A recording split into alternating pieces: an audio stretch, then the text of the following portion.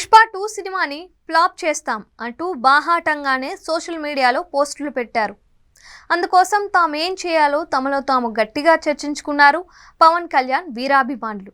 అదెందుకో సెపరేట్గా చెప్పాల్సిన అవసరం లేదు.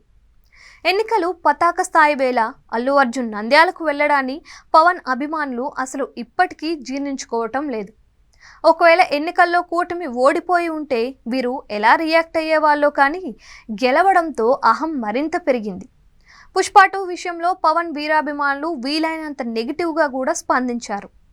నెగిటివ్ టాక్ను కూడా స్ప్రెడ్ చేశారు. అయితే ఎంత చేసినా వారు అనుకున్న లక్ష్యం అయితే నెరవేరలేదు. టాక్తో నిమిత్తం లేకుండా పుష్ప 2 కలెక్షన్ల విషయంలో దూసుకుపోతోంది. ఇది పవన్ వీరాభిమానులకు పుండు మీద కారం చల్లినట్లు అయింది. అసలే పవన్ వీరాభిమానులు అంటే వారి సంగతి ఎలా ఉంటుందో స్వయంగా పవన్ కళ్యాణే వారి ప్రవర్తనను చాలాసార్లు తప్పుపట్టారు. అలాంటిది పుష్ప 2 కలెక్షన్లు వారికి నిద్ర పట్టనంత పని చేశాయి. కట్ చేస్తే పుష్ప 2 అంత హిట్ అయినా ఇప్పుడు అల్లు అర్జున్ పరిస్థితి మరోలా ఉంది. ఇది పవన్ వీరాభిమానులకు ఆనందంగానే ఉంది, మామూలుగా కాదు. అల్లు అర్జున్ వీరి దృష్టిలో విపరీతమైన గర్విష్ఠిగా మారాడు చాలా కాలం కిందటే. తనెంత స్టార్ హీరో అయినా చిరంజీవి పేరు పవన్ కళ్యాణ్ పేరు చెప్పాల్సిందే అనే పట్టు వీరిది. చెప్పను బ్రదర్ అన్నప్పటి నుంచే అల్లు అర్జున్ వారి టార్గెట్ అయ్యాడు.